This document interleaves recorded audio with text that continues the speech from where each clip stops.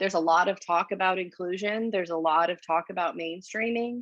And then when you see somebody try to implement it, there's no support. Yes. They don't know what to do. I think that when you looked at the reopening plan, this is kind of getting off topic, but the reopening plan, when they said, okay, well then we'll just have the ECE kids come in 4 days a week. And, you know, at first I'm like, oh, thanks for recognizing that this is a need and that these kids maybe have been missing more or differently than everybody else. And then I quickly realized, oh no, you think all of those kids are in a classroom by themselves Yeah. and you don't think they see anybody else. And if that's the case, then sure, bringing them in 4 days a week is not a big deal because they're not interacting with anybody else and they're not interrupting anybody else's schedule. And yeah, that would work. So either you're doing it, but you don't really know how to do it, or what I fear is that you're just not doing it. And that's why it's not at the forefront of anybody's brain. Right. And if it's not at the forefront of the people who work for our school system, then how can it be at the forefront of the parents' minds to know that they have that Hmm. option for their kids? Hmm. Because the school system is going to automatically tell them, oh, your child has this developmental delay. Okay, they're going to go in a self-contained classroom. Yep. Um, and I know there are parents who want that. And I respect everybody's opinion on what, you have to decide what's best for your own child. But I think a lot of it is that they don't know that there's an option for them to Hmm. do anything else. And when when I went into her IEP meeting, and told them what I wanted, they looked at me like I was crazy. Like, what do Yeah. you mean you want her in a gen ed classroom? Like, she has Down syndrome. Like, She what are does. you You're talking right. about? Um, and so that was in preschool, so 4 years ago. And I just, kept on about it. And I did my research, and I saw the benefits of inclusion Hmm. for not Yeah. just Stella, but for all kids, and not just her education, but for her future. Hmm. Um, and it took a long time, but finally, I think was able, and I think it's because it was so ingrained in their heads that Down syndrome, oh, self-contained classroom. Um, Yep. when they finally were able to see, and Stella's first year of kindergarten, in a gen ed classroom did not go the way that I had hoped it would. Hmm. But we adjusted, and they finally were on board. And, now they're very supportive of that. And how can we help Stella in this setting, with co-teaching, with pull out resource, with, Hmm. an aid when she needs it for, special areas, or helping her with her backpack and things like that.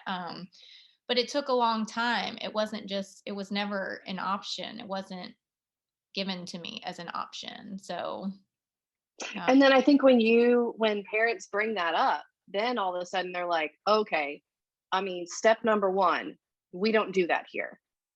So then, you're weeding out some parents that are like, oh, okay, well, I guess you don't do that here. And then if somebody's like, oh, okay, well then you just haven't done that here yet. So this is going to be your chance to do it. Then they say, well, we don't really have the staff to do that here. And then, some parents are like, oh, okay, so you're whittling down a few more parents, but then you still have the ones that are like, oh, okay, great, let's find them yeah. because we're going to do this. And that the ability to say, I understand, kind of don't care.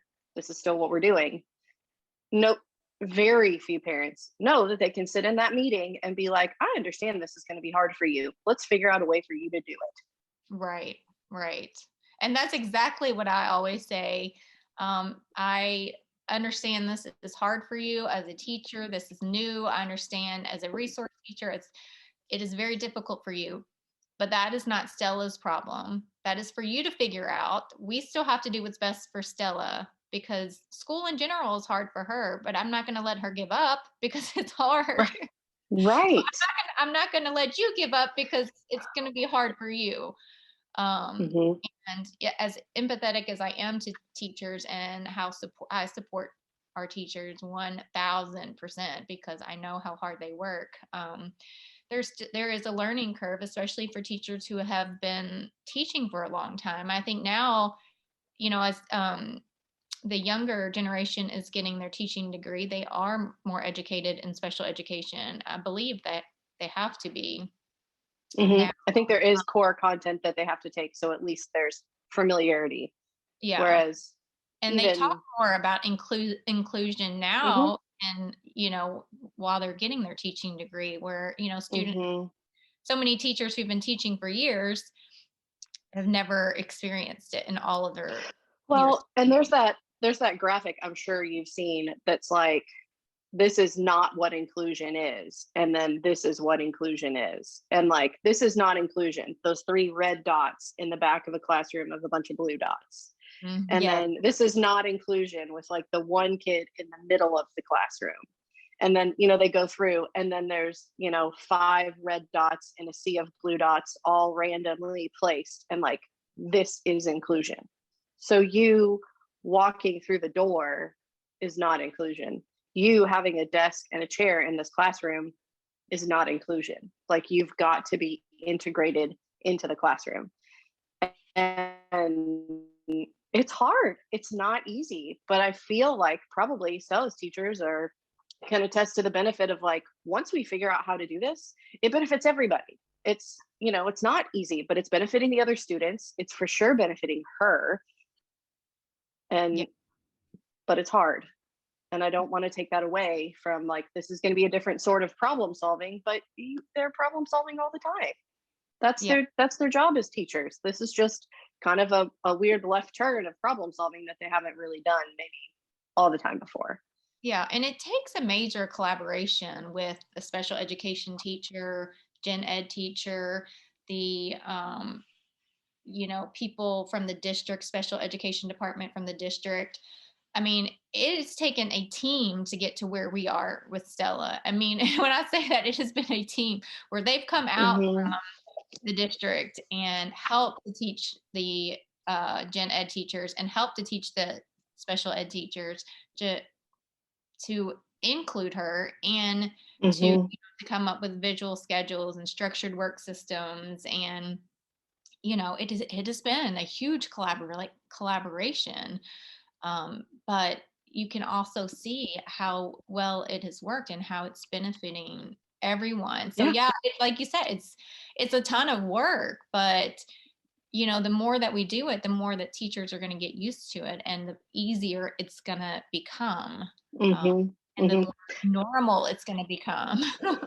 And then it's not this shock to the system, like, oh, you want to be over here across the hall?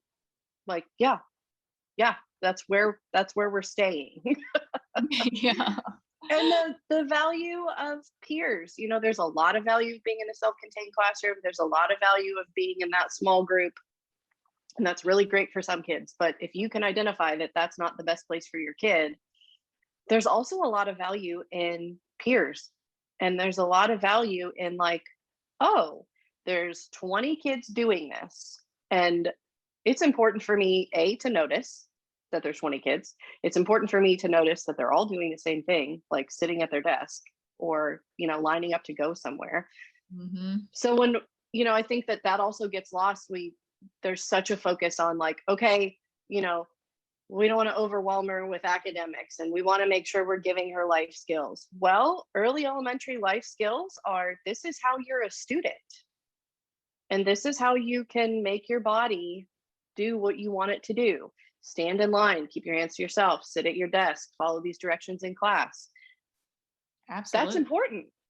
I mean, that's how Stella learns. She observes, observes, observes, and then she takes action on it. But it's from her peers that she loves the kids in her class, and it's she follows and mimics what they do. So that's important that she has good role models of kids who Hmm. are doing the appropriate behaviors, in her classroom, that that's what she's exposed to more than anything. um, and then, it's also, of course, the benefit to the other kids, because if we start in Hmm. showing them the differences now, then it's not going to be, we're including them in education now. Then when it comes time for Stella to get a job, and these people that she has been in school with all these years are running businesses, and they're more likely to Hmm. hire somebody like Stella because they've seen that inclusion in their Hmm. lives. And that's huge. That's so important. And Yeah. it's not even just about now, but it's about our kids' future. And we have to start them out young. And kids will ask, they were talking in our meeting yesterday, kids asking why Stella doesn't talk. And it's important for them to understand that all kids learn differently, and that she communicates in a different way, and that's okay. And Hmm. to show them that, and not to make it like it's weird, or Yep. you know